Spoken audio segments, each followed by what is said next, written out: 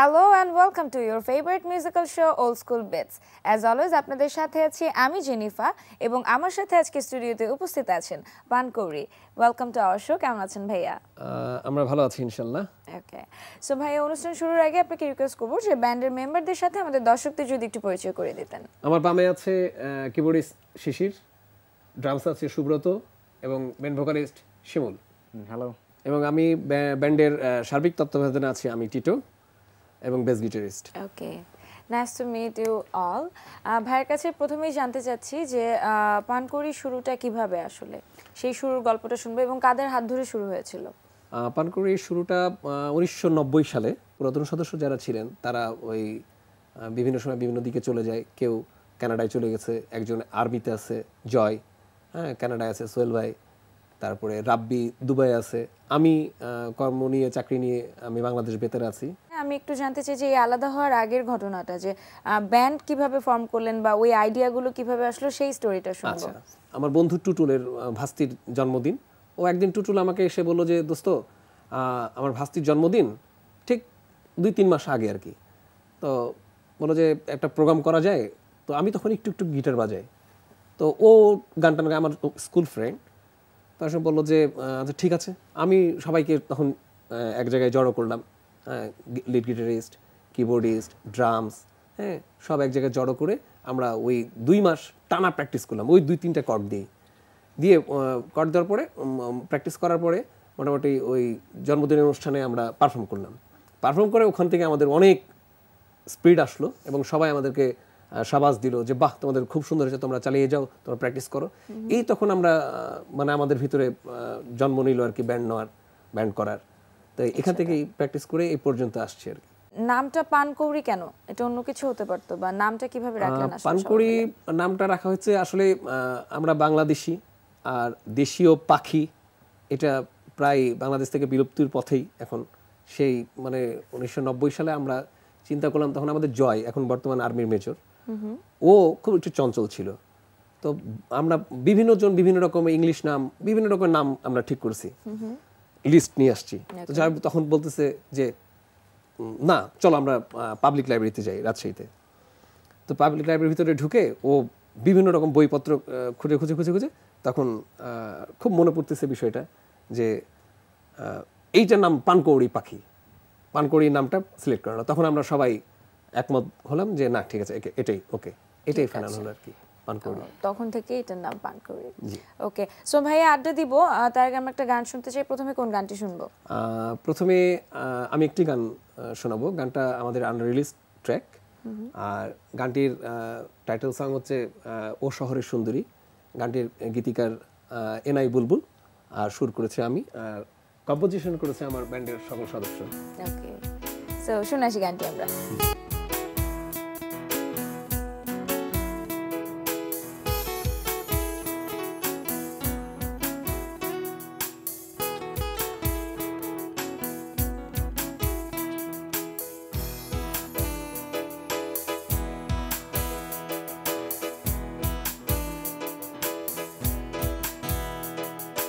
ও শহরে সুন্দরী তোমায় লইয়া যামু আমার গঞ্জের বাড়ি।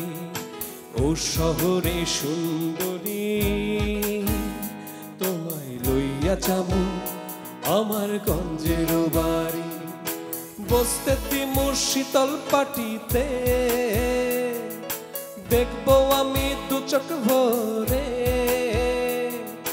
বসতে দিমু শীতল পাটিতে দেখবো আমি দু চোখ ভরে। খাইতে দিমু পান সুপারি ও শহরে সুন্দরী তোমায় লইয়া যাবো আমার গঞ্জের বাড়ি। তোমায় লইয়া যাবো আমার গঞ্জের বাড়ি।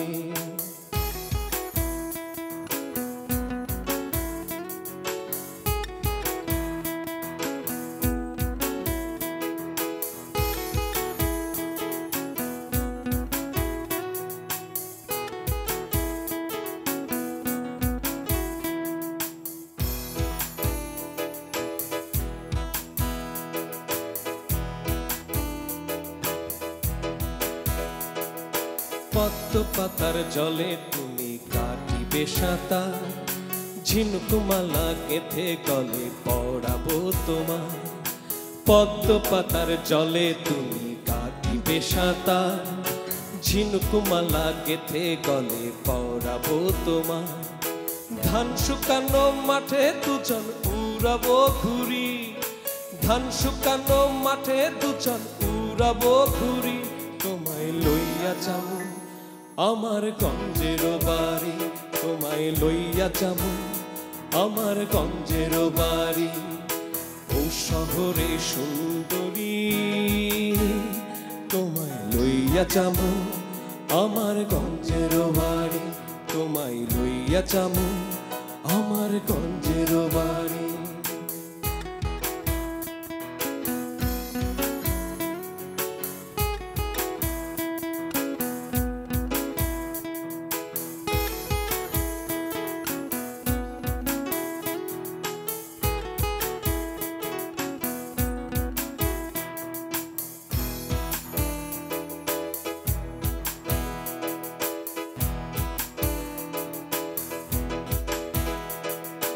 জোনাকে চলা চাঁদনি রাতে জ্যোৎস্না পোহাবো, কুসুম কুসুম প্রেমে আমি তোমায় চড়াবো।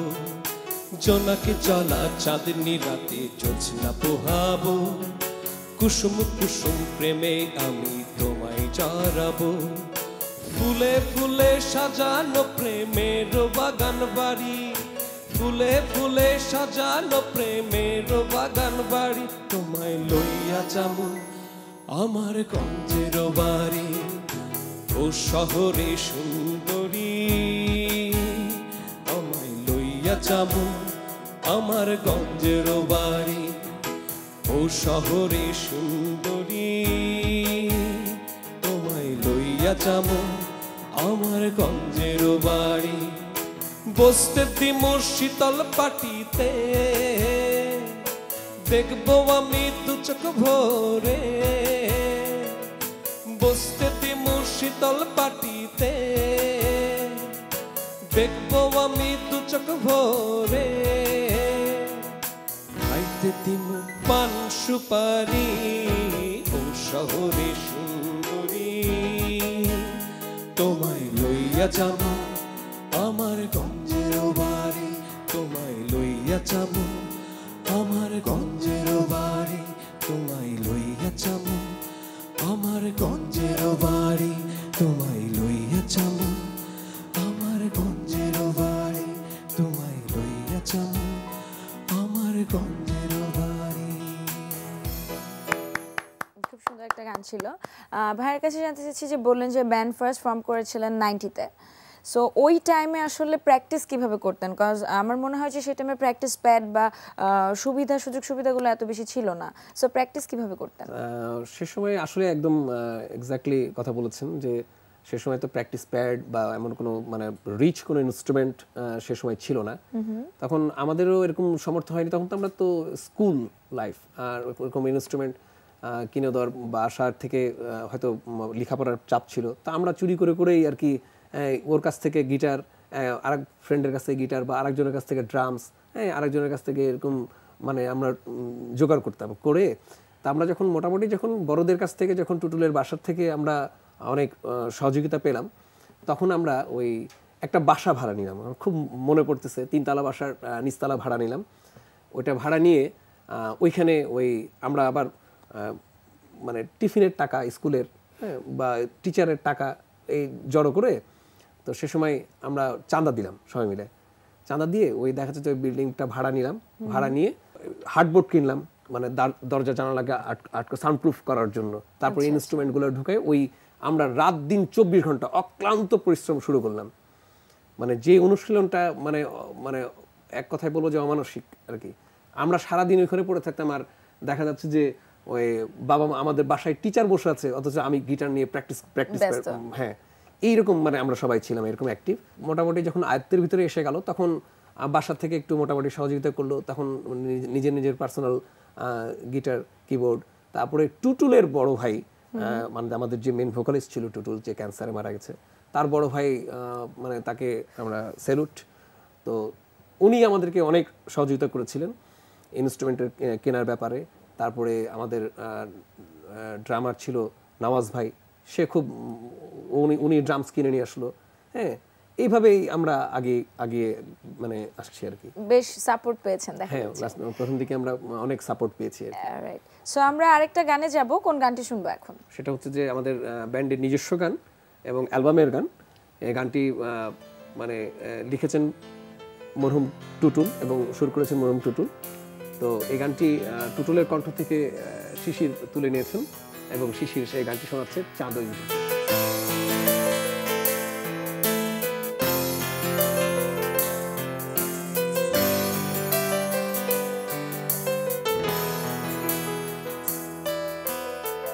চাঁদই উঠেছে আকাশের নীলে, জোনাকিরা জ্বলে ওঠে এখনই, তোমাকে কাছে পেতে চাই, তোমাকে কাছে পেতে চাই। চাঁদই উঠেছে আকাশের নীলে, জোনাকিরা জ্বলে ওঠে এখনই, তোমাকে কাছে পেতে চাই, তোমাকে কাছে পেতে চাই।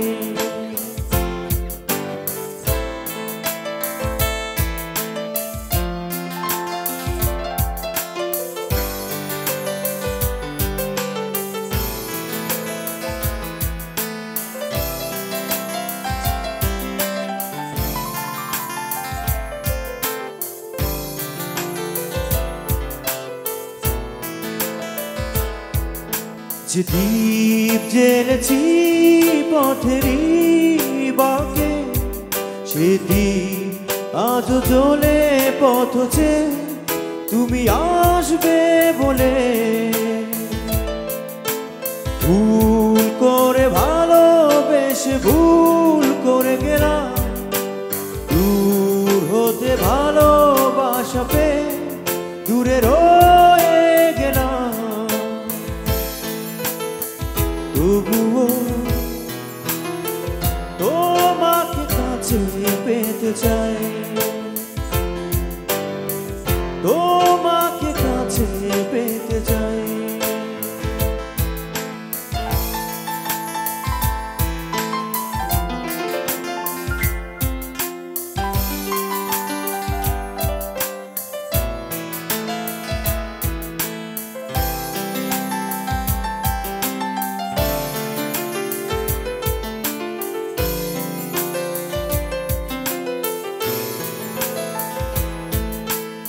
জেনে শুনে বিষ আমি করেছি পান, তার প্রেমে আহ্বানে ছিল বিষ, আমি বুঝতে পারিনি,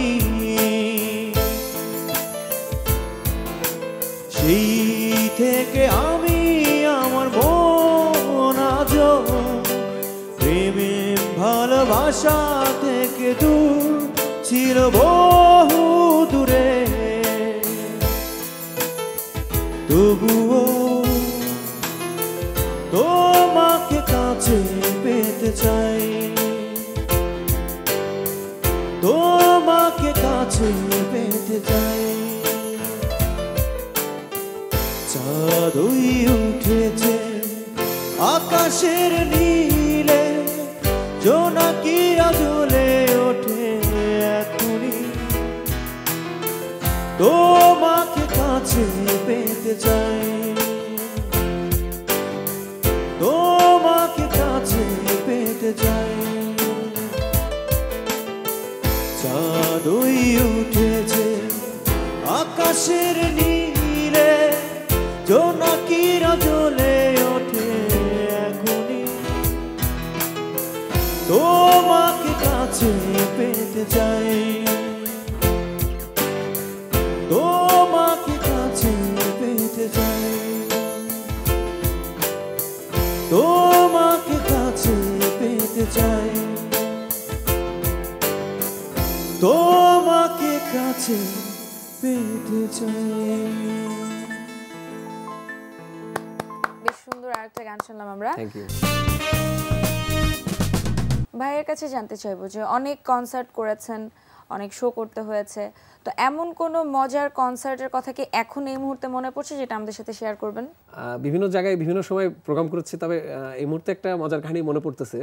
সেটা হচ্ছে যে পাবনা এডওয়ার্ড কলেজে যখন প্রোগ্রামে যাই, তখন স্টেজে পারফর্ম করতেছি আমরা, মানে অনেক অনেক দর্শক, অনেক মানে পাবনা এডওয়ার্ড কলেজের যত নবীনবরণ অনুষ্ঠানে মানে টোটাল গান করতেছে। তো আমাদের নিজস্ব গানও করতাম, প্লাস বিভিন্ন সে সময় বাচ্চু ভাইয়ের গান, জেমস ভাইয়ের গান, ওনাদের গানও করতাম। তো সেই সময় একটা মেয়ে স্টেজের মধ্যে উঠে এসে টুটুলের কাছে মাইক্রোফোনটা কেড়ে নিয়ে বলতে যে আপনি লাল শাড়ি গানটা গাবেন কিনা বলেন। মানে এটা আমার কাছে খুব মজা লাগছিল যে এত জনপ্রিয় মেয়ে দর্শক সে স্টেজে উঠে গিয়ে মাইক্রোফোনটা কেড়ে বলেছিল যে লাল শাড়ি গানটা আমাদেরকে শোনাবেন কিনা। এই কাহিনীটা বা এই ইয়েটা আমার কাছে খুব ভালো লেগেছিল, যে একটা পাগলামো, একটা পাগলামো যে দর্শকের যে আমাদের যে ব্যান্ডটাকে যে অ্যাকসেপ্ট করেছে বা জনপ্রিয়তা আসছে, একটু একটু ভালোবাসা পাচ্ছি, এটা তার প্রমাণ হয়েছিল আর কি। ওকে, সো ভাই আমরা আরেকটা গানে চলে যাই। কোন গানটি শুনবো এখন? আমরা যে গানটা শোনাবো এটাও আমাদের পানকুড়ি ব্যান্ডের নিজস্ব গান, ভ্যালু আমাদের নাই রে ভাই।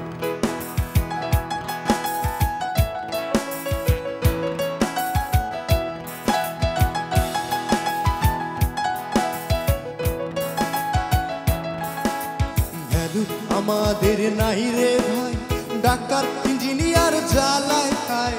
ভ্যালু আমাদের নাই রে ভাই, ডাক্তার ইঞ্জিনিয়ার জ্বালায় খায়।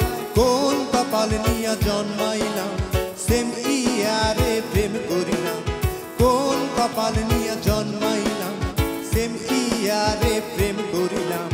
ভ্যালু আমাদের নাই রে ভাই, ডাক্তার ইঞ্জিনিয়ার জ্বালায় খায়। ভ্যালু আমাদের নাই রে ভাই, ডাক্তার ইঞ্জিনিয়ার জ্বালায় খায়। কোন কপাল নিয়া জন্মাইলাম, সেম ইয়ারে প্রেম করিলাম। কোন কপাল নিয়া জন্মাইলাম, সেম ইয়ারে প্রেম করিলাম।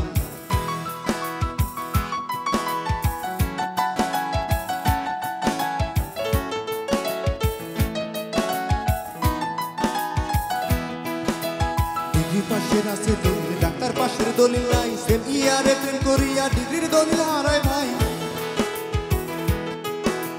ডিগ্রি পাশের আছে দলিল, ডাক্তার পাশের দলিল নাই। সেম ইয়ারে প্রেম করিয়া ডিগ্রির দলিল হারায় ভাই। কোন কপালে নিয়া জন্মাইলাম, সেম ইয়ারে প্রেম করিলাম।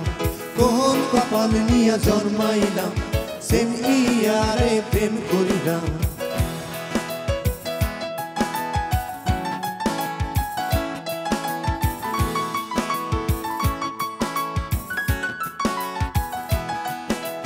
চোখের পানি বিদায় দিয়া ব্যর্থ প্রেমিক হইছি ভাই। তিন টাইমের গন্ধ লইয়া বধু আমার বিদায় চাই।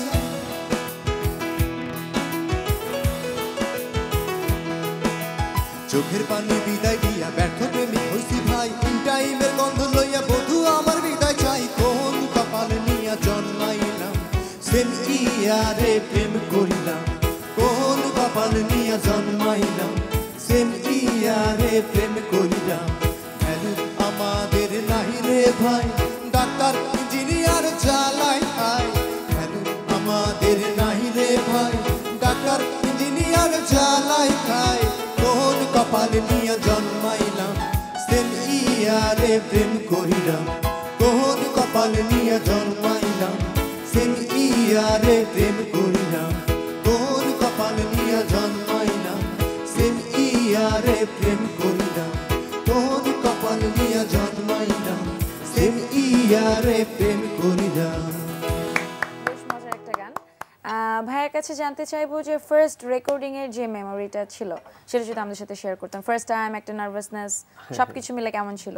প্লাস স্টুডিও অ্যারেঞ্জমেন্টের একটা ব্যাপার ছিল আমার মনে হয়। সে সময় অনেক ব্যাপার যে আমরা তো তখন তো মানে ছোট বা আমরা মোটামুটি এই শো করে করে কিছু অর্থ জমাইছি। তারপরে আমাদের যে টুটুল, যে মেন ভোকাল যে ছিলেন, যে মারা গেছে ক্যান্সারে, তো টুটুলের বড় ভাই কচি ভাইয়ের কথা খুব মনে পড়তেছে। কচি ভাই, কাঞ্চন ভাই, উজ্জ্বল, হ্যাঁ, ওরা ভাই, ওরা খুব আমাদেরকে আদর করতো। তো আমরা কিছু টাকা জোগাড় করেছি শো করে, আর টুটুলের ভাই আমাদেরকে কিছু অর্থ দিয়েছিলেন। সে সময় আমরা 90 শেষের দিকে আর কি আমরা রিস্ক নিয়ে ফেললাম, রেকর্ডিংয়ে যাব। 10টা গান আমরা রেডি করে ফেললাম। তারপরে ব্যান্ডের অ্যালবামের নাম ঠিক করলাম পানকৌড়ি পল্লবী। সঙ্গীতা থেকে অ্যালবামটা রিলিজ হলো। আমরা বেশ আনন্দ, এবং সারা বাংলাদেশ, তখন তো অডিও ক্যাসেট ছিল, সিডি ছিল না।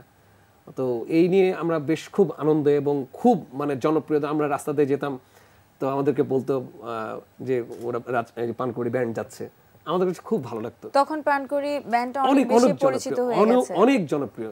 আচ্ছা আচ্ছা। তা আমরা সে সময় আবার আমরা পারফর্ম করেছিলাম ঢাকায় ইঞ্জিনিয়ারিং স্টুডিওতে। তখন আমাদের সাথে একসাথে আমরা পারফর্ম করেছিলাম মাইলস, এলআরবি এবং আমাদের পানকৌড়ি। এটাই আমাদের শেষ শো ছিল আর কি। ভাইয়া আমরা মনে হয় একটা গানে যেতে পারি, কোন গানটি শুনবো এখন? এখন আমি একটা গান গাইবো। ওকে, কোন গানটি শুনবো? আচ্ছা, এখন আমি যে গানটি গাইবো এটার একটা মজার একটা ব্যাপার আছে। আমার ছোট ভাই, বর্তমান ক্লোজ দ্য ওয়ান তারকা এনটিভির, মুহিনের লেখা এবং সুর করা লাল আর সবুজের সিগন্যাল। তো মুহিন আমাকে বলছে, ভাই তুই তো ভালোই তো গাইতেছো, তোমার জন্য একটা গান আমি লিখে দিই, তোমার ব্যান্ডের জন্য লিখে দিই এবং সুর করে দিই। ও লিখে দিল এবং সুর করে দিল, এত ভালো সুর করেছে যে আমার এত ভালো লাগছে যে আমার ছোট ভাই মুহিন, হ্যাঁ, ক্লোজ দ্য ওয়ান তারকা। তো আমি এই গানটা শোনাচ্ছি, লাল আর সবুজের সিগন্যাল। শুনে আসি গানটা।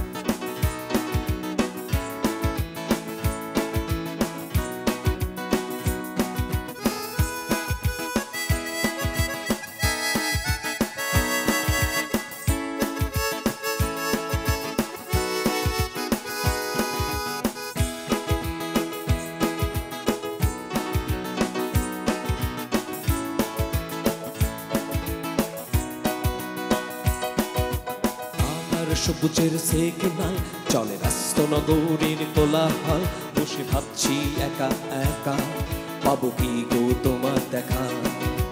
লাল আর সবুজের সিগন্যাল চলে ব্যস্ত নগরীর কোলাহল, বসে ভাবছি একা একা পাবো কি গো তোমার দেখা। এই শহর অচিন শহর হয় যদি পাই, এই প্রহর মলিন প্রহর যাবে অস্তাচার। এই শহর অচিন শহর হয় যদি পাই, এই প্রহর মলিন প্রহর যাবে অস্তাচার। লাল আর সবুজের সিগন্যাল চলে ব্যস্ত নগরীর কোলাহল, বসে ভাবছি একা একা পাবো কি গো তোমার দেখা।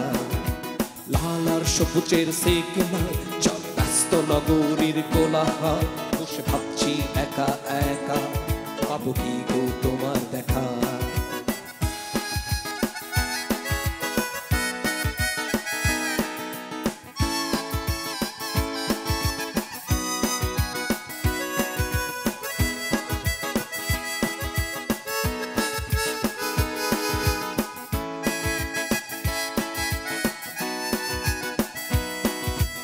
আকাশটা নীল ছিল, সাদা মেঘ উড়ে গেল, চিন্তাতে মগ্ন হয়ে ভালোবাসা দোলা দিল। আকাশটা নীল ছিল, সাদা মেঘ উড়ে গেল, চিন্তাতে মগ্ন হয়ে ভালোবাসা দোলা দিল। এই শহর অচিন শহর হয় যদি পাই, এই প্রহর মলিন প্রহর যাবে অস্তাচার। এই শহর অচিন শহর হয় যদি পাই, এই প্রহর মলিন প্রহর যাবে অস্তাচার। লাল আর সবুজের সিগন্যাল চলে ব্যস্ত নগরীর কোলাহল, বসে ভাবছি একা একা পাবো কি গো তোমার দেখা। লাল আর সবুজের সিগন্যাল চলে ব্যস্ত নগরীর কোলাহল, বসে ভাবছি একা একা পাবো কি গো তোমার দেখা।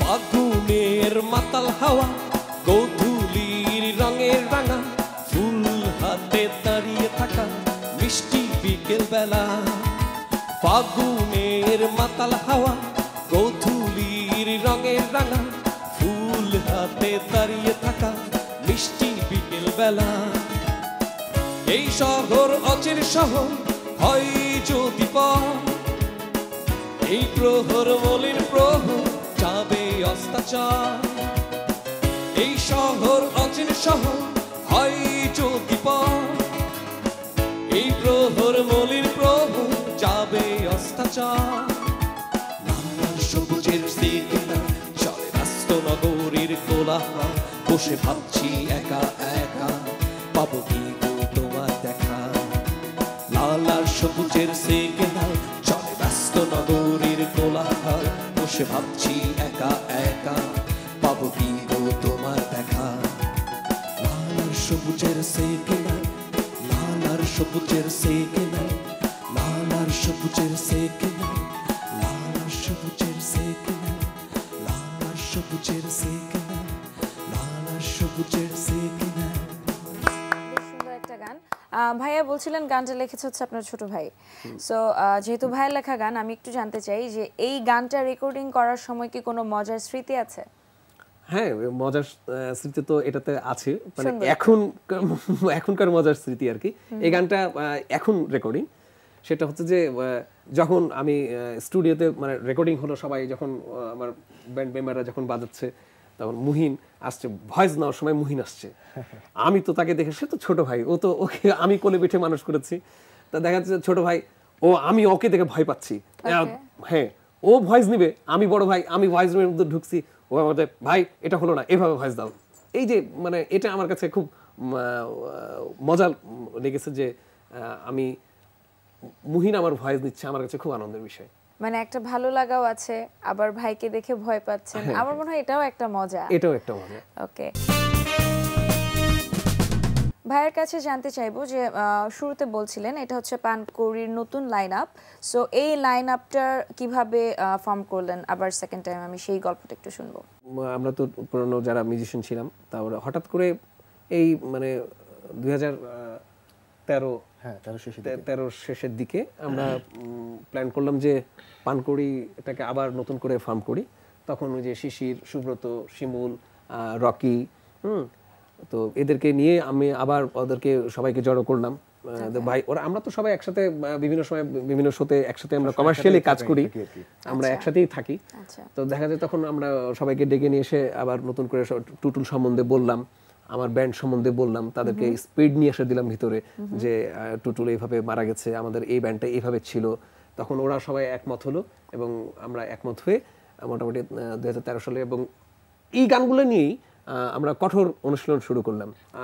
সপ্তাহে 2-3 দিন আমরা বসতাম প্র্যাকটিসে আর কি, প্র্যাকটিস করে এই যে এই পর্যন্ত আসছি আর কি। ওকে, সো আরো একটা গানে যাব আমরা। এখন কোন গানটা শুনবো? এখন যে গানটি হবে সেটা হচ্ছে যে ওই আমাদের পানকৌড়ি অ্যালবামের পল্লবী অ্যালবামের গান, সেই ছিল যে একটি মেয়ে।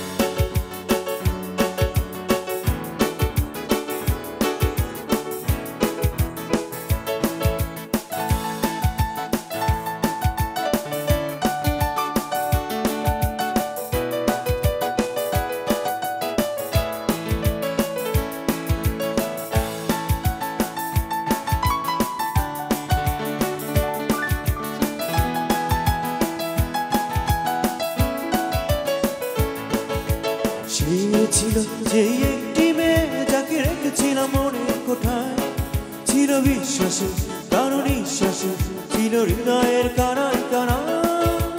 কাল রাতে তাকে দেখেছি, স্বপ্নে ছিল অশ্রু চোখে কোণায়। তুমি বলে গেলে আমায় ভুলে গেলে, তুমি ক্ষমা করে দিও আমায়। শোনো শোনো গো লক্ষ্মী মেয়ে, তোমায় ভোলা কি কখনো যায়? কিছুটা সময় হলে ভালোবেসেছি, না বলতে বলো না আমায়। শোনো শোনো গো লক্ষ্মী মেয়ে, তোমায় ভোলা কি কখনো যায়? কিছুটা সময় হলে ভালোবেসেছি, না বলতে বলো না আমায়। ছিল যে একটি মেয়ে যাকে রেখেছিলাম মনের কোঠায়, ছিল বিশ্বাসে প্রাণ নিঃশ্বাসে, ছিল হৃদয়ের কানায় কানায়।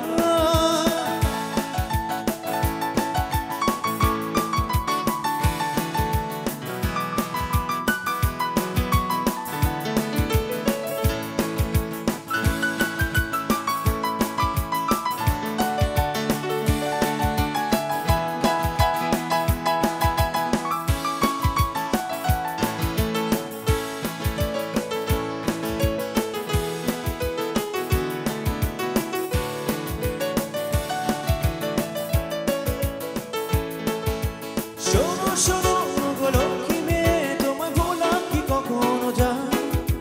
কিছুটা সময় হলে ভালোবেসেছি, না ভুলতে বলো না আমায়। শোনো শোনো গো লক্ষ্মী মেয়ে, তোমায় ভোলা কি কখনো যায়? কিছুটা সময় হলে ভালোবেসেছি, না ভুলতে বলো না আমায়। সে ছিল যে একটি মেয়ে, যাকে রেখেছিলাম মনের কোথায়।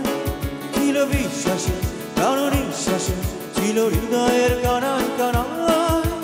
কাল রাতে তাকে দেখেছি স্বপ্নে, ছিল অশ্রু চোখের কোণায়।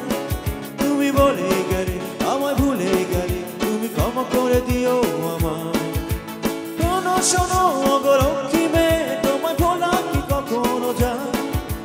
কিছুটা সময় হলে ভালোবেসেছি, না ভুলতে বলো না আমায়।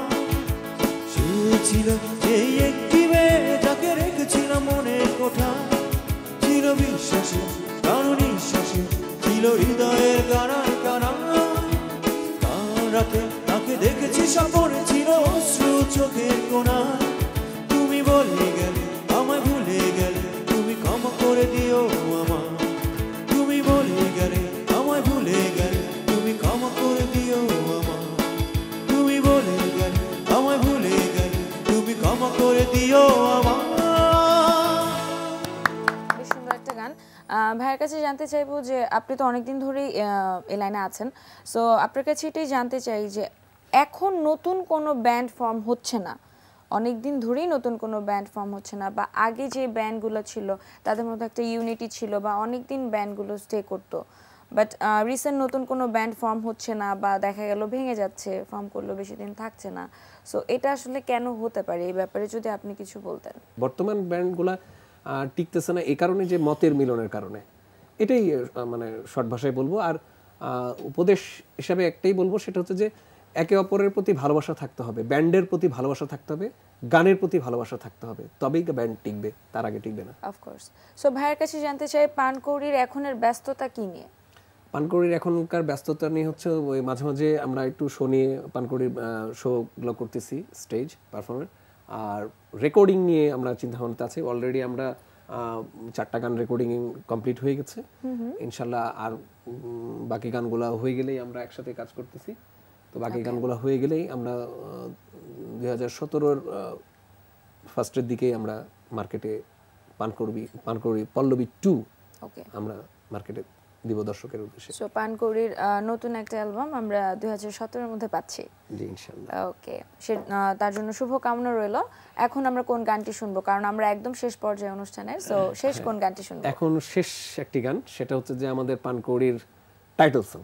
ওকে, বেশি কিছু বলবো না, টাইটেল সং। এই গানটা হচ্ছে যে টুটুলে লেখা, টুটুলে সুর করা।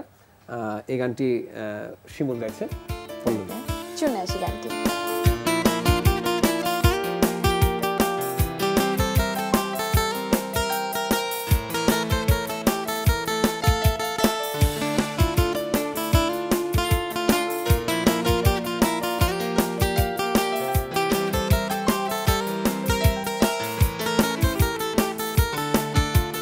পল্লবী কেন তুমি চলে গেলে, পরিচিত পরিণতি মেনে নিয়ে।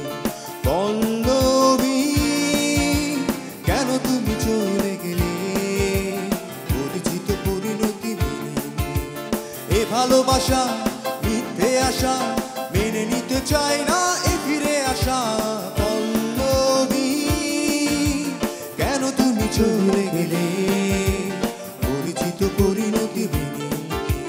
পল্লবী পল্লবী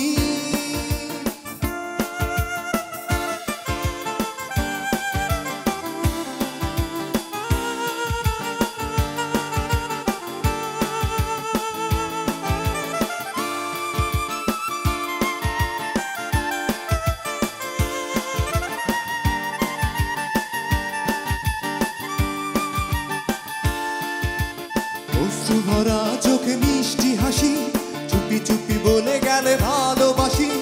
অশ্রু ভরা চোখে মিষ্টি হাসি, চুপি চুপি বলে গেলে ভালোবাসি। এ ছোট্ট মনে মরণী খেলা, সইব কি করে বলো বিদায়ী বেলা। পল্লবী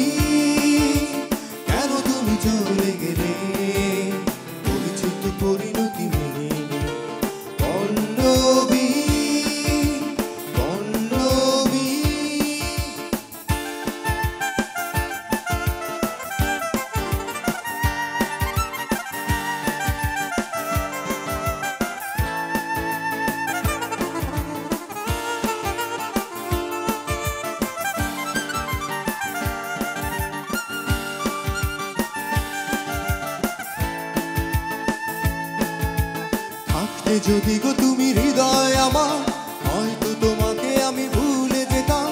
থাকতে যদি গো তুমি হৃদয় আমার, হয়তো তোমাকে আমি ভুলে যেতাম। ও তুমি যে আছো এ রক্তে মিশে, ভুলবো কি করে বলো এই জন্মে। পল্লবী কেন তুমি চলে গেলে, পরিচিত পরিণতি মেনে। পল্লবী কেন তুমি চলে গেলে, পরিচিত পরিণতি মেনে। এ ভালোবাসা মিথ্যে আশা মেনে নিতে চায় না এ ফিরে আসা। পল্লবী কেন তুমি চলে গেলে, পরিচিত পরিণতি মেনে। পল্লবী পল্লবী পল্লবী পল্লবী। বেশ সুন্দর একটা গান। সবাইকে অনেক ধন্যবাদ ভাই, আপনাকেও ধন্যবাদ। আপনাকেও ধন্যবাদ। Thank you. এত ব্যস্ততার মাঝে আসলে আমাদেরকে খুব সুন্দর সুন্দর কিছু গান শোনালেন এবং বেশ মজার একটা আড্ডা হলো। যাওয়ার আগে যদি আমাদের দর্শকদের উদ্দেশ্যে ছোট্ট করে কিছু বলতে চান। যাওয়ার আগে দর্শকের উদ্দেশ্যে বলবো যে বাংলা গান শুনুন, বাংলাদেশকে ভালোবাসুন, আর বেশি বেশি করে ব্যান্ডের গান শুনুন। ওকে, এবং সবাইকে আমার আন্তরিক শুভেচ্ছা ও ধন্যবাদ। Thank you. ভিউয়ার্স, এতক্ষণ আমাদের সাথে থাকার জন্য সবাইকে জানাচ্ছি অনেক অনেক ধন্যবাদ। দেখতে দেখতে অনুষ্ঠানের একদম শেষ পর্যায়ে চলে এসেছি আমরা। দেখা হবে next week, same time same channel. সেই পর্যন্ত ভালো থাকুন, সুস্থ থাকুন এবং অবশ্যই এনটিভির সঙ্গেই থাকুন। Take care and good bye.